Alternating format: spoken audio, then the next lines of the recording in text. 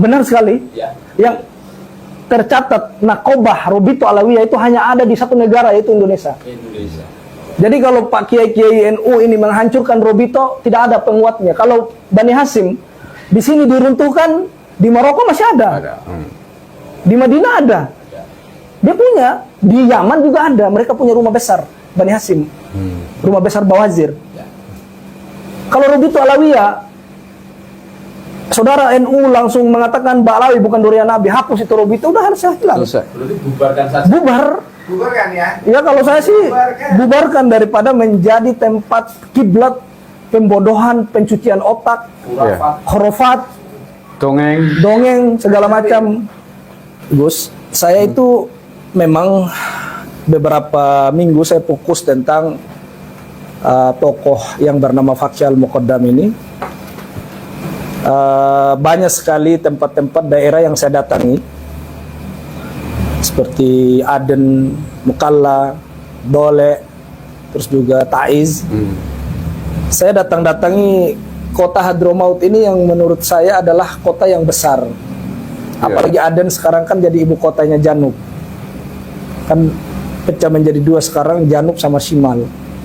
Antara masalah. Karena perang saudara ini yang terjadi di Yaman.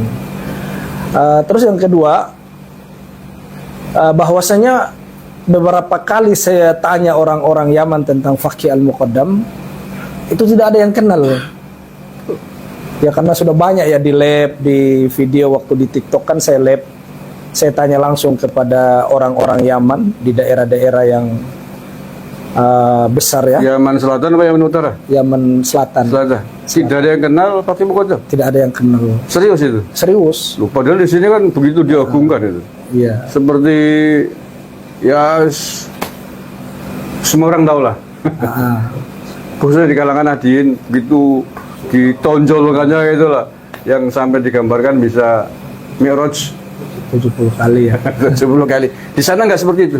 Nggak seperti itu. Kita nanya ke orang-orang Yaman ya, seperti di Aden saya tanya tentang Fakih Al-Muqaddam, itu nggak ada yang kenal. Tidak ada yang tahu tentang siapa Fakih Al-Muqaddam ini. Jangankan orangnya, kuburannya pun di Yaman itu tidak tahu di mana yang benar.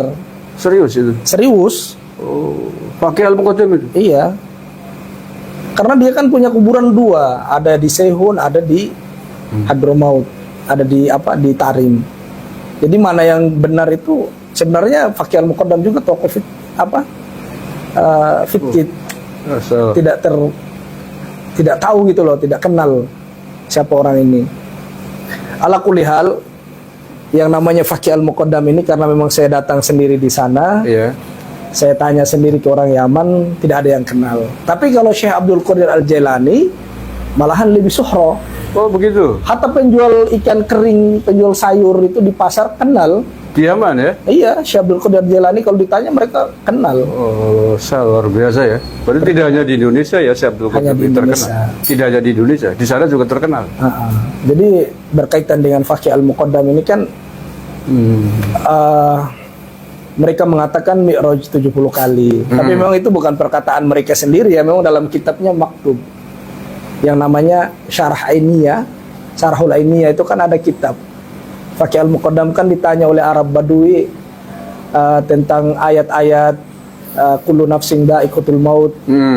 Dia bilang laisa li nafasun, aku tuh tidak punya napas. Ya berarti dia ngaku Tuhan. Terus juga ditanya lagi kullu syai'in khaliq illa wajhi. Dia mengatakan ana min nuri wajhi.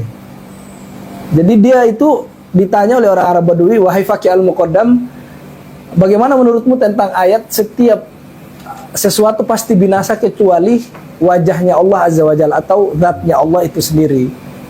Dia menjawab, saya itu adalah zatnya Allah. Kan ini kufur. Tapi yang saya lebih lucunya lagi, mereka bantah di akhir-akhir ini, mereka mengatakan itu kan perkataannya orang yang fana atau istilahnya majdub, hilang akal lah. Tapi kita ketahui sendiri akidah tasawuf ini kita harus garis bawahi. Akidah tasawuf tidak dibenarkan orang yang majdub dijadikan referensi dalam berurusan syariat. Itu yang pertama. Yap. Kenapa saya mengatakan itu? Ulama-ulama tasawuf itu sepakat bahwasanya kenapa orang majdub itu tulisannya tidak usah dipakai, perkataannya juga tidak usah dipakai. Ya. Apa nanti suruh kita lempar diri ke atas gunung, kamu masuk surga, kita mau ikut? Kan nggak mungkin. Ya.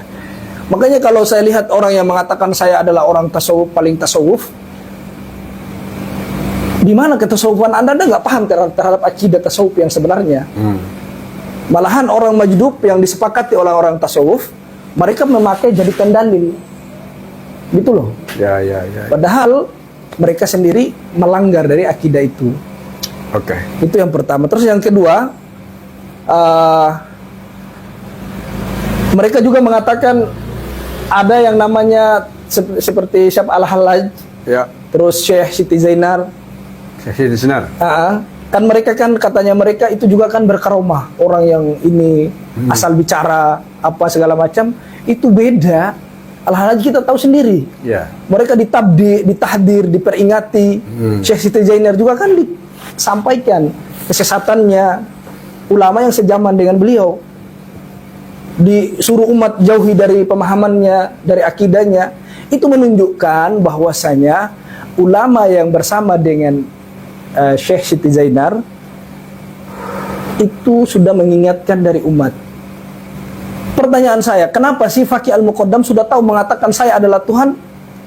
Kenapa Anda diam diri, malah mengimani? Malah di mimbar-mimbar mereka mengatakan Faqih Al-Muqaddam orang yang besar, orang yang bisa mi'raj 70 kali ketemu dengan Allah. Padahal Hadratus Syekh Kiai Hasyim Asy'ari sendiri mengatakan apa dalam kitabnya beliau itu, siapa yang mengatakan saya mi'raj selain Nabi Muhammad itu bisa kufur, Ya. keluar dari agama. Itu kita, ini bukan hanya perkataan orang majdub, tapi termaktub dalam kitab itu. Di dalam kitab mereka kan tertulis itu, wa fi riwayatihi, dia mi'raj itu ada di dalam riwayatnya itu kan saya pernah baca di kitabnya itu, wa fi riwayatihi sab'a wa isyrina marrat. Ya. Terus isyrina marrat, sab'a marrat. Dia itu bukan hanya 70 sab'una marrat. Jadi 70 kali dia mi'raj, kadang 25 kali dia mi'raj, di riwayat yang lain 7 kali dia mi'raj.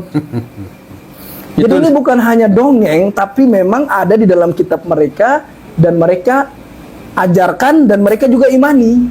Iya. Di Yaman diajarkan kayak itu, Tat? Selama ini saya nggak ada. Saya nggak pernah menemukan di Yaman ada seorang Habib yang menceramahkan tentang Faqih Al-Muqaddam yang membesar-besarkan namanya. Hatta jangankan itu, Umar bin Hafid sendiri, mohon maaf ya, saya orangnya paling nggak suka panggil Habib. Umar bin Hafid sendiri tidak pernah saya dapati satu kaul dia membesarkan Faqih Al-Muqaddam. Kira-kira kenapa itu di sana tidak pernah disebut-sebut, di sini? Ya karena orang Yaman paham. Oke. Nanti malah Ya dia viral ya? kan, pasti apa ini orang nggak jelas masa bisa mi'raj. Kalau di sana di Yaman beda dengan Indonesia. Ya. Kalau di Yaman itu sebodoh-bodohnya orang pasti punya hafalan Quran. Ima 2 juz, ima 3 juz, dan 5 juz. Yang kami pahami begitu. Oke. Kemudian pertanyaan berikutnya, Bang Nasab. Salah satu klaim mereka mengklaim menjadi zuriyah Nabi Muhammad SAW adalah dari jalur Ahmad bin Isa, Ibu Ubaidillah itu kan. Dan ini sering kita perdebatkan di tanah air. Pahlawi menyebut bahwa Ahmad bin Isa dikuburkan di Yaman. Tapi ahli sejarah, penelusuran sejarah mengatakan bahwa Ahmad bin Isa tidak dikubur di Yaman. Nah, Bang Nasab yang lama di Yaman tentu lebih faktual, tentu lebih akurat untuk menceritakan itu. Apakah benar Ahmad bin Isa dikubur di Yaman? Tidak benar itu. Tidak benar. Tidak benar. Kenapa saya mengatakan tidak benar? Ahmad bin Isa ini kita sudah cari tahu di mana kuburannya, nggak tahu. Nggak ada. Nggak ada. Mereka mengatakan ada kuburan, tapi kan mereka itu terbantahkan kuburan yang ada di Irak. Orang-orang di negara Irak